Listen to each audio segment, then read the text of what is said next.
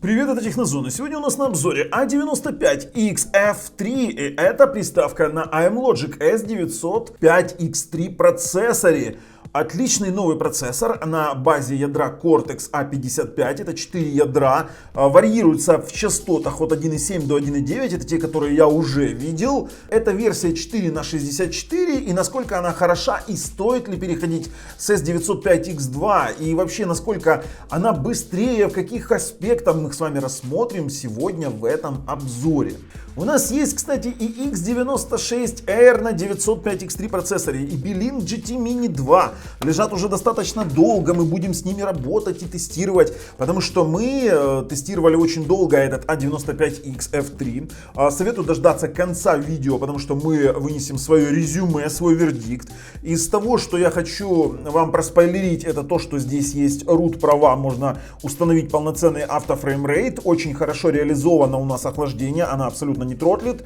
4К 60 FPS, 4К фильмы, торренты онлайн отлично работают. По сетевым модулям 5 ГГц до 240 мегабит, то, что мы получили на загрузку. Отличный тоже результат. При этом мы тестировали на очень дешевом роутере Tenda AC10. Это ну совсем такой дешман. И 2,4 ГГц здесь тоже очень силен. До 90 мегабит мы тоже спокойненько получали.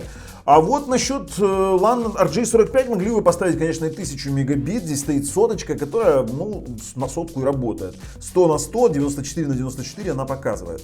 Очень сильно мне понравилось визуальное оформление этой приставки. Во-первых, материалы здесь достаточно качественные. Во-вторых, здесь есть охренительная светодиодная подсветка, которая еще и работает в зависимости от режима по-разному. Огромное количество этих самых режимов, скоростей, яркостей. Вы можете там сами все кастомизировать. Я вам обязательно покажу видео во время работы, во время тестирования этого режима. Мы обязательно покажем, как это выглядит. Ночью это вообще выглядит колоссально. Насчет игровых возможностей прорыва не произошло. Cortex A55, хотя и побыстрее, чем Cortex A53, за счет того, что в Cortex A55 добавили блок искусственного интеллекта, который служит всего лишь для голоса, и немножечко измененный техпроцесс позволил ускорить ее. И в Antutu она показала 71,5 тысячи баллов против, грубо говоря, 58-60 тысяч баллов, которые выдавал S905X2. Насколько это скажется в дальнейшем в работе, я вам сказать пока не могу. Насколько будут обновляться прошивки, тоже не могу сказать. Но то, что эта приставочка работает стабильно, я могу уже сказать на старте. Мы ее тестировали действительно долго. Не могли выпустить выпуск, чтобы не сказать вам, что она хорошая, а потом окажется, что плохая.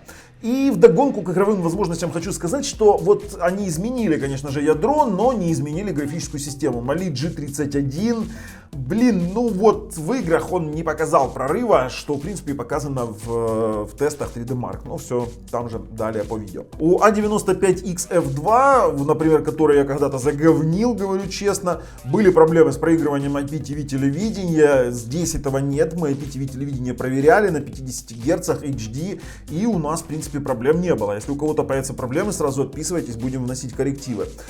Также у нас есть вариант с транскодированием звука 5.1, но только через коди. Через коди, и у нас это получилось сделать через HDMI Pass-Through. Если у кого-то получится через SPDIF, то милости просим, описывайте, в каких плеерах, мы тоже это попробуем понять. Через HDMI Pass-Through у нас это все дело заработало только DTS 5.1 ядро и Dolby Digital 5.1, Dolby Digital Plus 5.1 и Dolby Digital PL2 Movie. Dolby Digital True HD и DTS Hi-Res здесь не работают, в том числе Master Audio, нет Dolby Vision, нет Dolby Atmos. Это для тех, кто обычно задает потом в комментариях вопросы. Не буду долго спойлерить, преимуществ действительно много.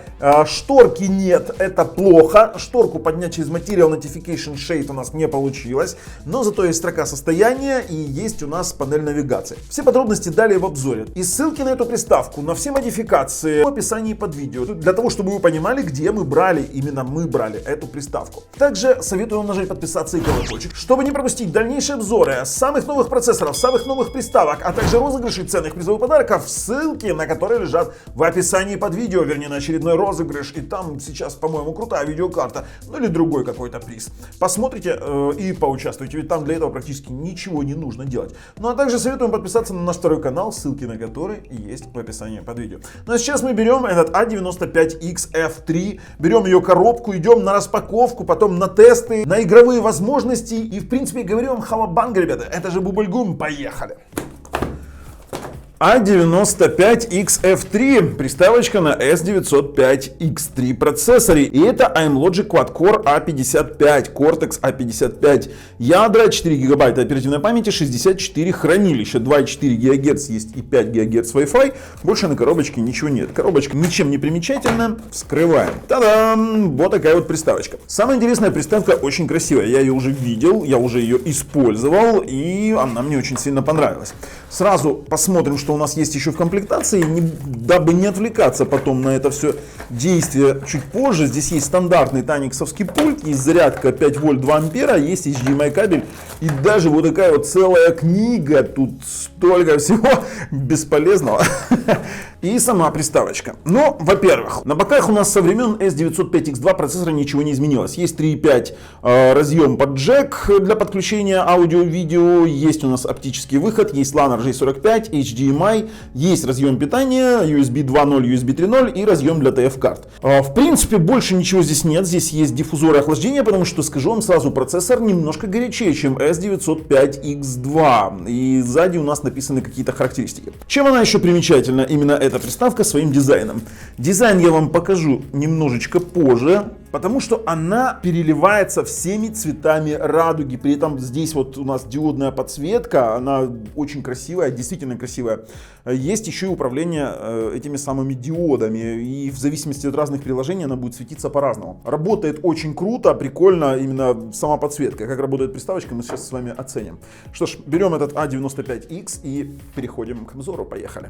Итак, A95XF3. Вот такая вот интересная у нас приставочка Smart TV Box. Скажу сразу, что первое бросается в глаза, это наличие строки навигации. То есть вы можете переключать запущенные приложения, вы можете регулировать громкость, вы можете здесь делать скриншоты и также вы можете ее скрывать. Сверху есть у нас строка состояния, но нет у нас шторки. Шторку пока завести не знаю, попробуем сейчас установить Material Notification Bar, но я очень сильно сомневаюсь.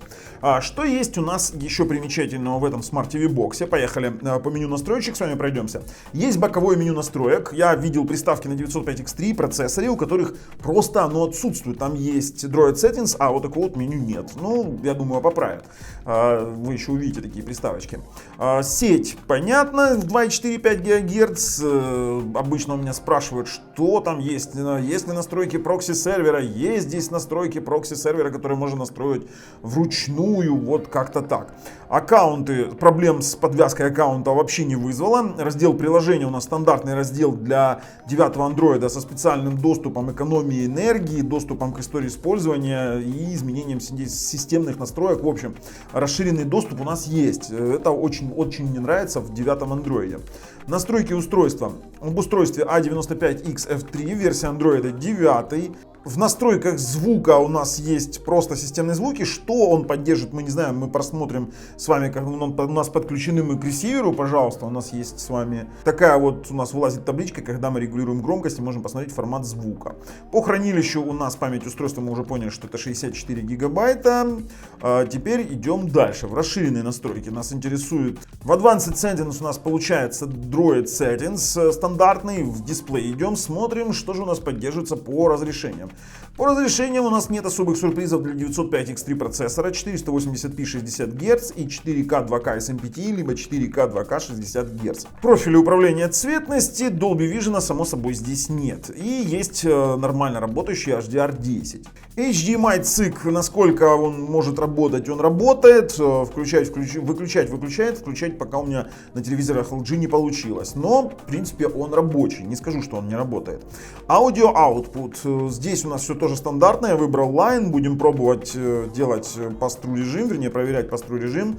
Power Key Definition стандартная функция, а вот Root Switch они сюда включили, то есть здесь можно включать или выключать root. Удобно для тех приложений, которые с root правами не работают. С root правами, ну короче, что-то они там с правами делают. И раздел картинка, который тоже не работает на AMLogic. При нажатии на More Settings мы вываливаемся в стандартное меню настроек Android. Меню нас ничем не удивило, кроме Root Switch, это очень удобно. Но здесь есть такие программки, как Color LED Settings. Это крутейшая штука, мне так нравится именно визуальное оформление этой приставки, и я вам обещал показать, что же эта приставочка у нас делает. Сейчас я запишу на дополнительную камеру видео. Как вы видите, сейчас в окошке у нас приставочка переливается цветами. При этом она переливается в зависимости от различных действий, которые осуществляются на этой приставке. И в режиме Work у нас есть режим Voice, Game. Например, если мы включим режим Game, то вы увидите, что она начинает активно переливаться. Если в режиме видео она включится в другой режим, такой всеми цветами радуги. Режим Music, и при этом это она будет делать автоматически. То есть, например, если у вас стоит режим Work, и вы включите World of Tanks, то она начнет переливаться вот как для гейма, да, вот в таком режиме. При этом для каждого из режимов вы можете переключать различные преднастройки. И этих преднастроек очень много. Например, мод 64. Вот только красный он будет переливаться. Например, мод 63. При этом это однотонные. Здесь есть многотонные переливания. Вот, пожалуйста, вот такого рода. Это очень кастомизируемая штука, при этом вы можете задать яркость, если слишком ярко светит, вы можете задавать уровни яркости и можете еще и скорость задавать этого самого, скажем так, цветового эффекта. Классная штукенция, вот на самом деле. Это очень сильно разнообразит, учитывая то, как у нас сделана приставка, у нее достаточно хорошие материалы и она очень прилично смотрится. Но как настроить ее, это вы уже будете сами решать для себя. Также у нас в приставочке есть стандартная функция изменения обоев. Это, кстати, прикольно, не часто такое встретишь. Оу, какие яркие обои, красивые. Слушайте, ну на прозрачном фоне не очень смотрятся, нужны потемнее. Люблю такие более на космическую тему. О, теперь самое оно. Есть Cast Play for TV, это значит, что он поддерживает какие-то режимы каста. Это у нас... Можете установить на свой ТВ дополнительное приложение, и у вас будет работать пульт. Кстати, это очень сильно похоже на Ketos Play. Ketos Play у нас, кстати, тоже есть. У нас есть обзор на канале этого Citus или Ketos или Citus Play, и вы здесь можете, в принципе, управлять смартфоном. Также у нас есть голосовой поиск. Здесь, если нажать на голос, то мы получим с вами стандартный поиск Google. Не буду на нем заострять внимание, нужно менять сразу же на Android TV поиск. Но так как здесь есть root права, это очень удобно.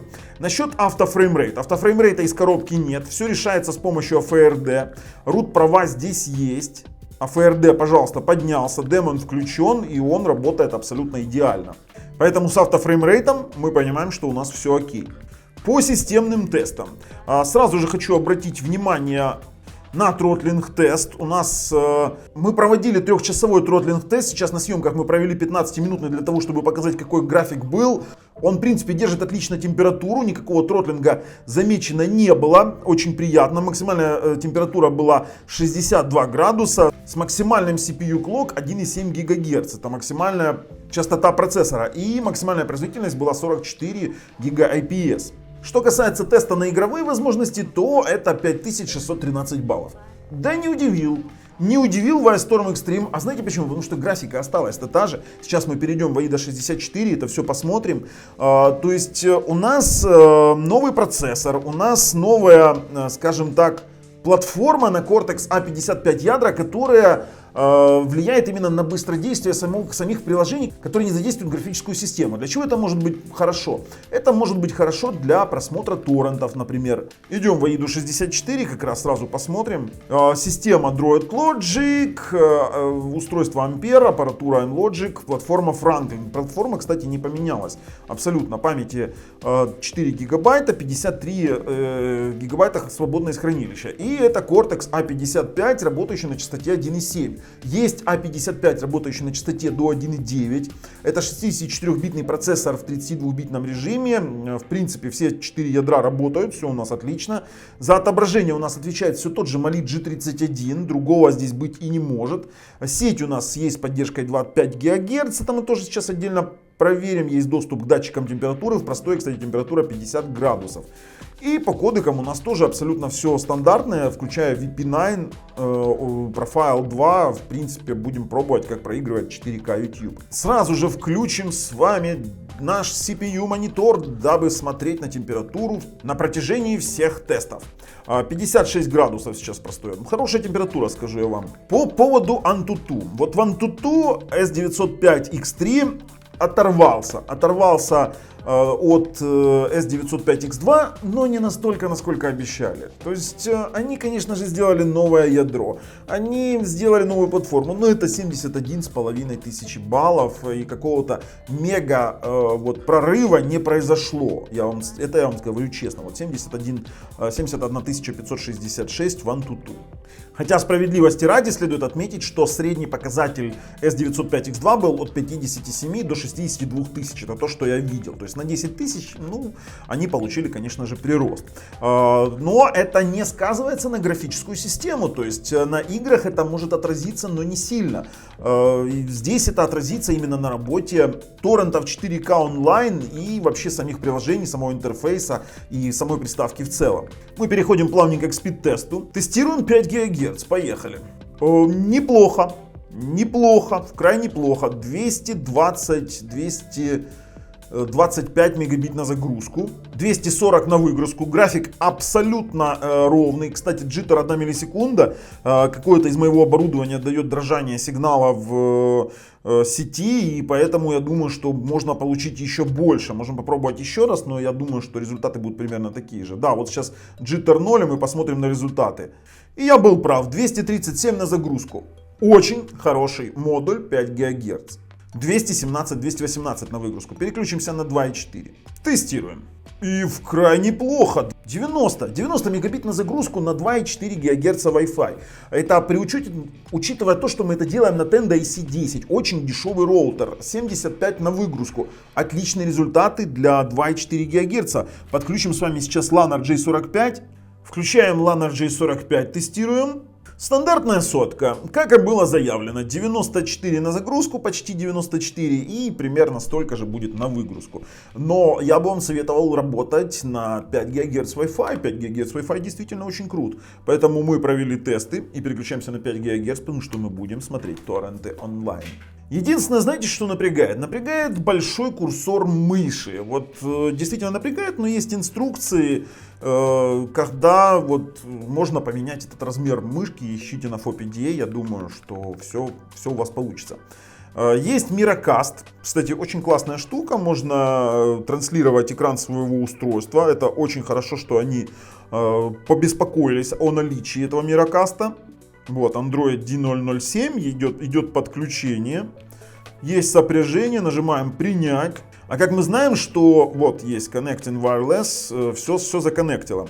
А как мы знаем, что Miracast это достаточно круто. Почему? Потому что сюда можно даже зеркалить мониторы в виде дополнительных мониторов для ваших компьютеров. То есть вы можете использовать эту приставку именно для зазеркаливания монитора, и будет все у вас круто работать. Miracast работает. Ребят, выходим из режима Miracast. 60 градусов, кстати. Все, мы отключились от Miracast. Есть у нас медиацентр с поддержкой DLNA. Это значит, что вы сможете проигрывать файлы с DLNA сервера вашего домашнего роутера, если у вас такой есть, либо из расширенных дисков на вашем компьютере. Также есть AirScreen, который позволяет реализовать не только Miracast, а еще и Google Cast. Что тоже очень даже нормально, ребята подумали. Купили сюда AirScreen, наверное, но не столь суть. Все остальное, в принципе, стандартно. Переходим к оценке мультимедийных возможностей. И в данном случае мы начнем с YouTube 4К 60 FPS. Включим наш второй канал с 4К роликами. Это наш второй канал, советую подписаться, ссылка есть в описании под видео, мы там снимаем очень крутые видео. И когда я включил YouTube, у меня поменялась, кстати, световая подсветка, вот эта вот диодная подсветка на самой приставке, и смотрится это действительно красиво. Вы можете даже попробовать подобрать под какие-то, типа Ambilight. Так, нас интересует 4К 60 FPS, что же мы в 60 FPS снимали? Вот мы снимали Relax 4К 60 FPS. Ребят, все воспроизводит отлично. В принципе, процессор отрабатывает очень хорошо. 63%, 63 градуса у нас сейчас температура. 60 FPS, 3840 на 2160, 0 дропов. Я не говорю уже, допустим, о простых каких-то 4К, 30 FPS, они будут воспроизводиться просто идеально. Это, кстати, тоже мы снимали. И вообще грандиозная мегалитическая постройка, она огроменная. Чтобы вы понимали, это сейчас высота 350 метров. Но мы сейчас не об этом. Короче, YouTube работает просто идеально. Все, выходим. С YouTube у нас все понятно. Будем пробовать проигрывать с внешнего жесткого диска очень тяжелые файлы. Это USB 3 жесткий диск, поэтому это терабайтный жесткий диск. Так, включаем, давайте, тест-ролики и фильмы. Включим с вами что-нибудь очень тяжелое. Так. Давайте, Rocketman.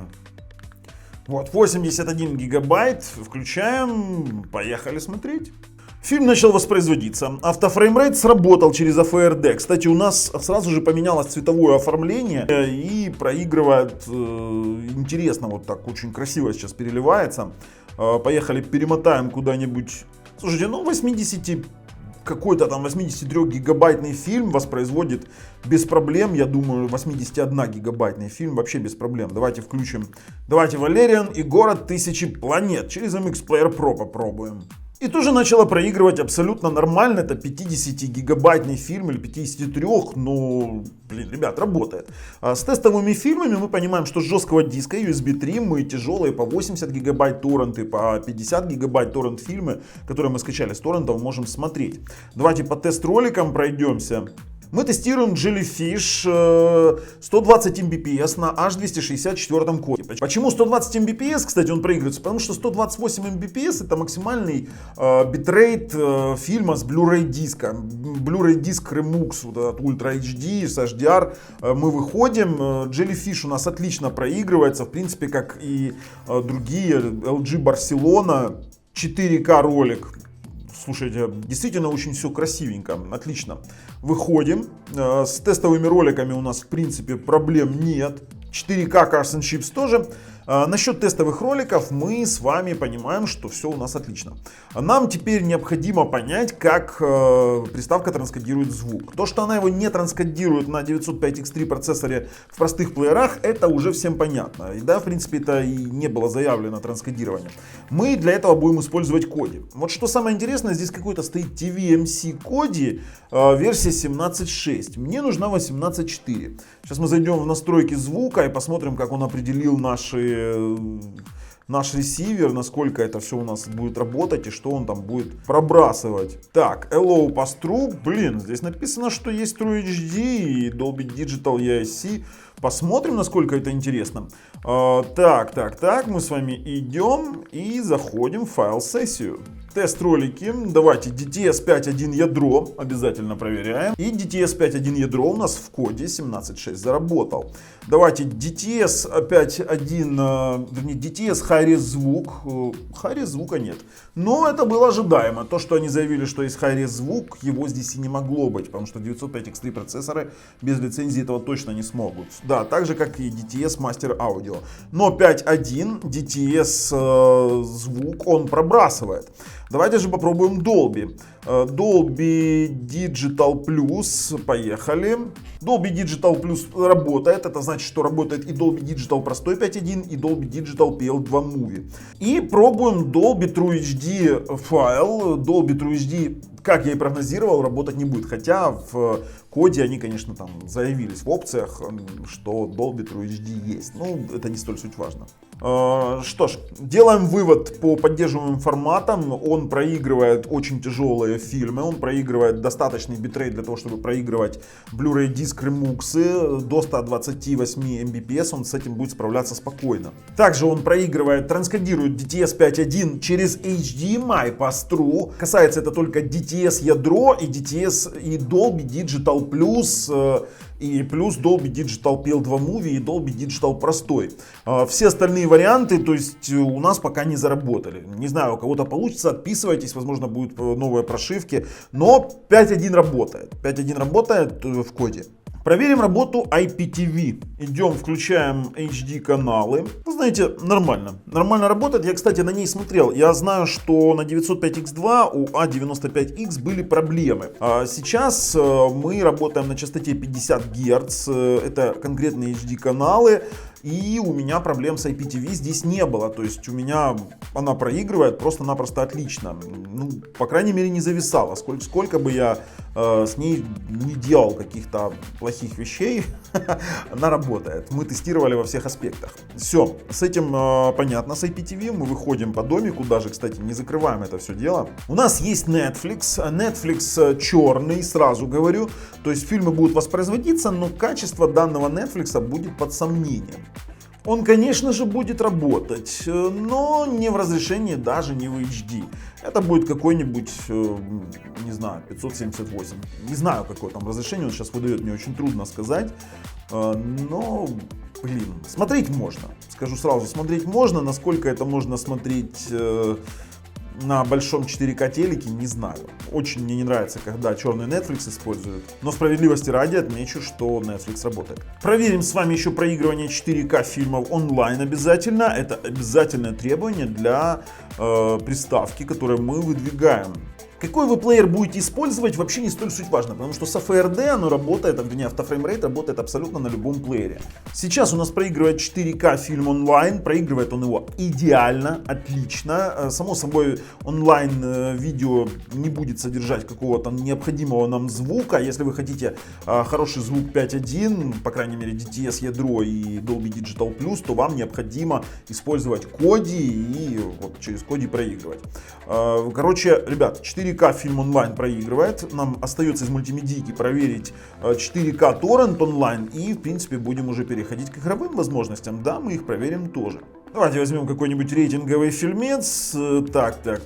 Ну, кстати, Аладдин. Ультра HD, Blu-ray, диск, Remux. Посмотрим. Потом посмотрим на размер этого файла, который мы проигрывали. Мы, кстати, работаем на Wi-Fi 5 ГГц. Ну, Аладдин, конечно же, заработал. 70 градусов при проигрывании торрента 4К. Ничего не скажу. Все работает просто шикарно. Сейчас пусть немного поиграю для того, чтобы понять, что у нас, что это все хорошо работает. И потом мы с вами посмотрим размер этого самого Аладдина, который мы проиграли. Ребят, ну шикарно. 65 градусов. Отлично реализованное охлаждение. Выходим и смотрим размер фильма, я имею в виду. И это был Аладдин, Blu-ray диск Remux HDR от Селезень. 2160p, это 4К фильм на 49 гигабайт, то есть приставочка его потянула. Что ж, мультимедийные возможности закончили, переходим к игровым. Для этого мы подключим наш геймпад, идем в настройки, пульты и аксессуары и включаем наш IPEGA 9089. Геймпад заработал, как в принципе и Bluetooth, поэтому с Bluetooth здесь проблем нет. И будем тестировать что-нибудь, например, начнем с Асфальта 8. И вот он, Асфальт 8. Поехали. Все отлично, 72 градуса, приемлемая температура, абсолютно приемлемая для данного типа процессора, учитывая, что здесь Cortex A55 ядра. Даже если она нагреется до 76, это будет тоже приемлемая температура для этого техпроцесса. Играется это все просто отлично, не знаю, у меня никаких проблем нет. Мы сейчас ускорение попробуем, погоняем немножко, потом еще попробуем его закипятить в World of Tanks. Главное, мы с вами понимаем, что у нас приставка не тротлила, поэтому в принципе мы даже не можем понимать, какой предел нагрева нужен для того, чтобы затротлила эта приставка, потому что сейчас это все играет, вернее, играть в игру, да, абсолютно комфортно, без каких-либо задержек со стороны геймпада и самой приставки. Графика отрабатывает отлично. Это, конечно, не самый супер топ игровой Mali G71, это Mali G31, 76 градусов. Наблюдаем. Кстати, чтобы вы понимали, у нас одновременно загружаются еще данные для Асфальта 8. Это мы играем в предыгру, скажем так, но зато на крутой тачке и с крутыми эффектами. Слушайте, ну, предлагаю переходить к следующей игре и пробовать. На старте танки на средних настройках у нас завелись на 46 FPS. Поехали. Это такие средневысокие настройки даже, по-моему. FPS 50 максимально мы достигли. Почему? У меня сейчас работает она на 50 Гц, для того, чтобы отображала все поддерживаемые разрешения. Так уж работает мой рекордер. То есть абсолютно комфортная игра в танки, в World of Tanks Blitz на данной приставке. Температура 74. Я подозреваю, что нагреется 76 и будет там держаться, именно держать температуру 76 градусов. Слушайте, реально прикольно. Ну, У меня положительное ощущение от этой приставки на самом деле. Мы захватили точечку, кстати, 73 градуса. Я подозреваю, что все-таки в асфальте у нас температура была повышена, потому что в бэкграунде я загружал еще данные для самого асфальта, там более 400 мегабайт. Потому что World of Tanks Blitz изначально тяжелее играть, чем этот самый асфальт 8. Слушай, ну куда ты прешься? 75 градусов, надо закипятить до 76 и посмотреть в динамике, что. Но она не троллит. Она не троллит, абсолютно отличный ответ от геймпада. Бывают приставки с задержкой. Вот, скажем так, это первая приставка, которую я решил показать на обзоре на 905X3 процессоре, потому что есть экземпляры на 905X3 не такие удачные. Оу, промазал, ну да ладно. Не такие удачные, как это, и поверьте, они появятся у нас на канале с полным честным обзором. Все, меня слили по ходу, поэтому выходим, я уже в принципе готов резюмировать. Я не скажу, что вам стоит играть на данной приставке в PUBG, ну, не совсем для этого был сделан процессор. И этот вот блок искусственного интеллекта для голоса, который, честно говоря, не понимаю зачем, на S905X2 он работал тоже прекрасно. Что ж, переходим, резюмируем наше видео. Что я вам могу сказать? Вы знаете, неплохо. S905X3 процессор мне понравился. Если у вас есть приставка на S905X2, она стабильно работает, и я не вижу смысла переходить на S905X3. Ну, не дал он настолько сильного прироста. Если же вы уже задумываетесь сейчас о покупке приставки, то я вам советую присмотреться именно на приставки уже с 905X3 процессорами, в частности на A95XF3, который мы действительно рекомендуем. Работает он неплохо, с учетом того, что здесь поднялся автофреймрейт, с учетом того, что здесь неплохой Wi-Fi модуль 5 ГГц, и мы смогли поиграться, и она не тротлит, и транскодирование 5.1 звука базового есть, и нам это очень сильно понравилось. Именно за ту цену, за которую он продается. Поэтому мнение всей команды Технозон, мы рекомендуем данный девайс. Если вам нравится то, что мы делаем, ставим пальцы вверх, если нет, пальцы вниз, обязательно подписываемся. С вами был Бабл на канале Технозон. Пока, ребят.